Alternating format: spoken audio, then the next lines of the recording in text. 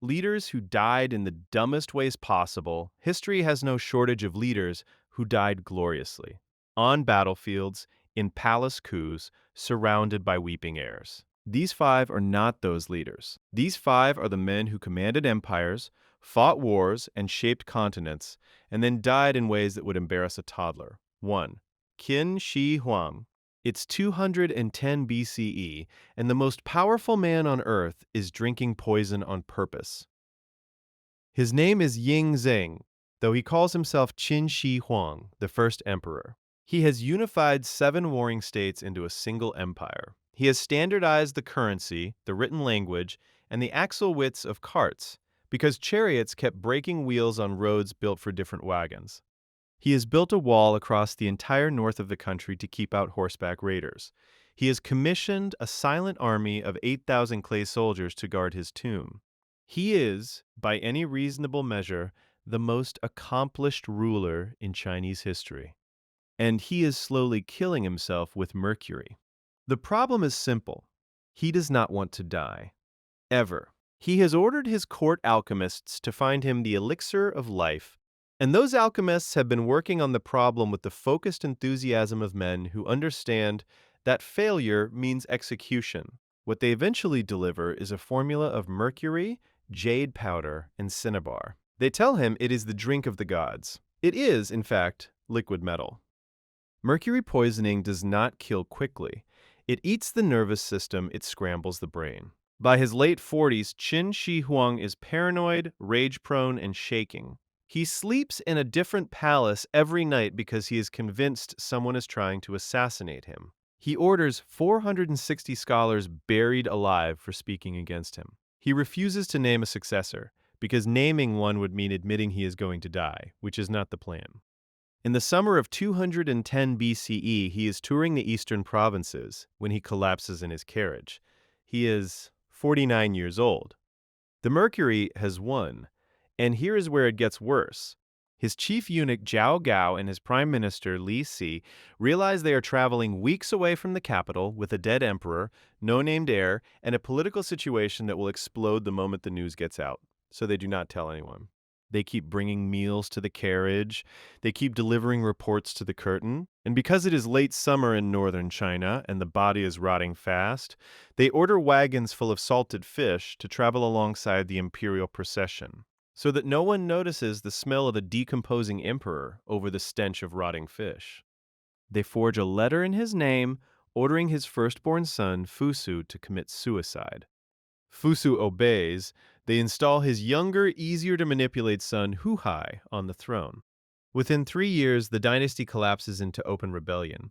The empire Qin Shi Huang spent his entire life building lasts 15 years from start to finish.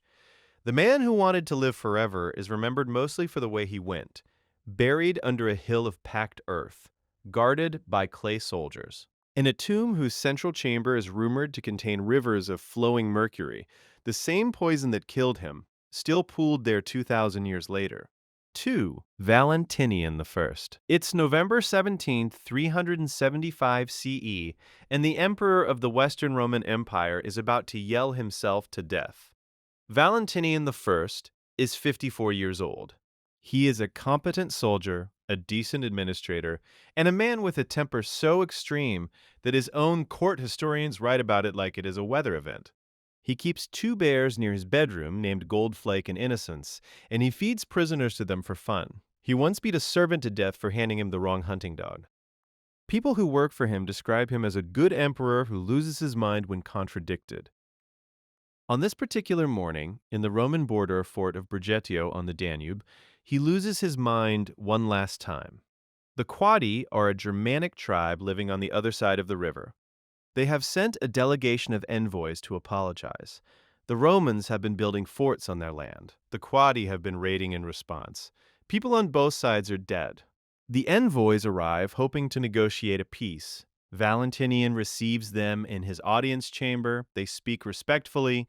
They offer apologies for the raids. They suggest, very carefully, that perhaps the Roman forts inside their ancestral territory had something to do with the trouble. This is the wrong thing to say to Valentinian. He starts screaming. His face goes red. Spitflies. He is shrieking about their insolence, their ingratitude, the sheer unbelievable nerve of barbarians, suggesting that Rome is ever at fault for anything. The envoys stand there in frozen silence while the emperor of half the known world has a full public meltdown at them. And then something pops in his head. Witnesses describe him breaking off mid-sentence. His mouth keeps moving. No sound comes out. He collapses back into his throne and starts choking on his own tongue. Physicians rush in. They try to bleed him, which was the Roman medical answer to absolutely every problem. Nothing works. Within minutes, he is dead. A cerebral hemorrhage, almost certainly. A blood vessel in his brain, torn open by the strain of screaming at men who had come to say sorry. The envoys, presumably, do not know what to do. They are standing in a room where the ruler of the Western Roman Empire has just killed himself in front of them, with pure rage. History does not record whether they were allowed to leave the building. Valentinian's death leaves the empire to his 16-year-old son Gratian and his 4-year-old son Valentinian II. 3 years later, Rome loses the Battle of Adrianople to the Goths, a disaster that historians later point to as the beginning of the Western Empire's long collapse. The emperor, who could have steered Rome through any of it, chose instead to yell until his brain broke. 3. Charles VIII. It's April 7, 1498, and the King of France is in a hurry to watch some men play tennis. Charles VIII is 27 years old. He is not a physically impressive king. He is short. He has 6 toes on 1 foot. His head is described by contemporaries as disproportionately large from his body, which is not the kind of description you want from your own court. But he is king of the most powerful country in Europe. He has just invaded Italy and briefly taken Naples. He is married to Anne of Brittany, which is the diplomatic maneuver that puts Brittany inside France for the first time in history. And on this afternoon, at the Château d'Amboise in the Loire Valley, he wants to watch a game of jeu de paume. It is the ancestor of tennis, played in the castle's dry moat. He takes Anne by the hand. He leads her through a gallery toward the viewing balcony. The gallery has a low stone doorway. Charles, in his hurry, does not duck. He slams his forehead directly into the lintel. He laughs it off. Medieval kings bump their heads. He keeps walking. He watches the tennis match. He chats with his courtiers. He walks back through the same doorway, presumably more careful this time. And then, sometime that evening in that same gallery, he collapses. He cannot speak. He cannot move the right side of his body. The courtiers do not want to move him, so they lay him down on a straw mattress right there on the stone floor of the passageway. He lies there for 9 hours, conscious but silent, while his doctors try to figure out what is happening inside his head. He dies a little before midnight.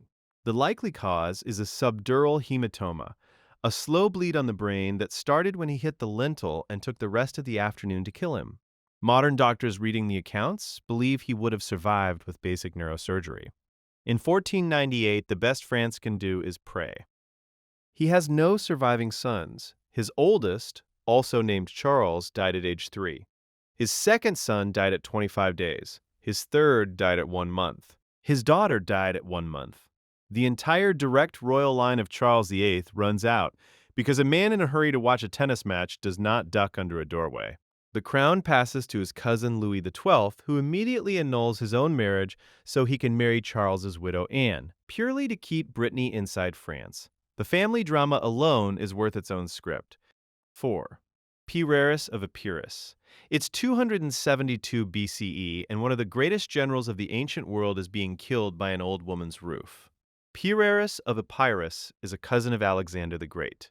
He has fought Romans, Macedonians, Carthaginians, and Spartans. His name is the origin of the phrase Pyrrhic victory, because after defeating the Romans at the Battle of Asculum in 279 BCE, and losing most of his own army in the process, he reportedly turns to an officer and says, "One more victory like this, and we are finished."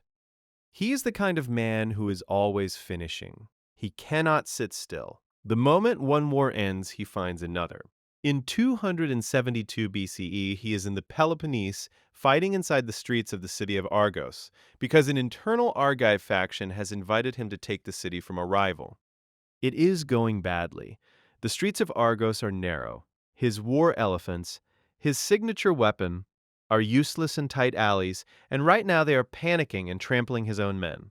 His army is fragmented. The Argives are picking off his soldiers from rooftops with rocks, tiles, and anything heavy enough to fall. Pyrrhus is mounted, fighting his way down one of these alleys, when a young Argive soldier charges at him. Pyrrhus drives a spear through the boy's chest. The boy drops. The boy's mother is on the roof of a house just above, and she has been hurling tiles at invaders all morning. She sees her son die. She lifts the heaviest roof tile she can carry. She aims at the man on the horse. She throws. The tile catches Pyrrhus at the base of the neck, in the gap between his helmet and his shoulder armor. It stuns him. He slumps forward. His horse carries him a few more steps, and he slides off into the dirt of the street, paralyzed or unconscious. Sources disagree. A Macedonian soldier named Zopyrus finds him lying there. He does not recognize who it is at first. When he realizes he is standing over Pyrrhus of Epirus, cousin to Alexander, scourge of Rome, conqueror of kings, he hesitates. Then he draws his sword and starts sawing through the neck. He does it badly. The head is eventually brought to King Antigonus II of Macedon. Antigonus is reportedly disgusted, throws his own cloak over it, and orders it buried with honor. A man who survived charging elephants and Roman legions and Spartan phalanxes. Killed because a grieving mother on a roof picked up a rock. His body is burned, his army scatters. The kingdom of Epirus never recovers, and within a generation it is swallowed whole by Rome, the same Rome that Pyrrhus once nearly broke. 5. Adolf Frederick. It's February 12th, 1771, and the King of Sweden is about to eat himself into a coffin. Adolf Frederick is 60 years old. He has been King of Sweden for 20 years. He is not a strong king. The Swedish parliament has stripped most of his real power during what Swedes call the Age of Liberty, and Adolf Frederick spends his days doing what disempowered monarchs tend to do. He eats. He hunts. He handcrafts snuff boxes. He reportedly makes hundreds of snuff boxes over his reign. They are, by all accounts, pretty good snuff boxes. On this evening, Shrove Tuesday, he sits down to dinner at the Royal Palace in Stockholm. The menu is actually recorded. It goes like this: lobster, caviar, smoked herring, sauerkraut, champagne, and then, for dessert, a traditional Swedish dish called hetväg. It is a sweet almond paste-filled bun called a semla served in a deep bowl of warm milk. A delicacy. Rich, filling, normally eaten one at a time. Adolf Frederick eats 14 of them. 14 servings of sweet buns and hot milk, on top of a meal that was already lobster, caviar, smoked herring, pickled cabbage, and champagne. He finishes the last bun. He stands up. He collapses. The official cause of death is listed as digestive issues. Modern historians suspect a combination of stroke and catastrophic gastrointestinal failure in a 60-year-old body that simply could not process the volume and richness of what had just been shoveled into it. He goes down in Swedish textbooks, without irony, as the king who ate himself to death. His son, Gustav III, who is out of the country at the time, races home and takes the throne. Gustav is a very different kind of king.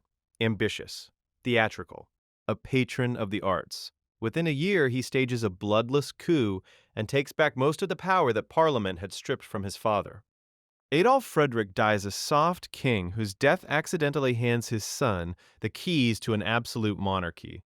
He is buried with full honors.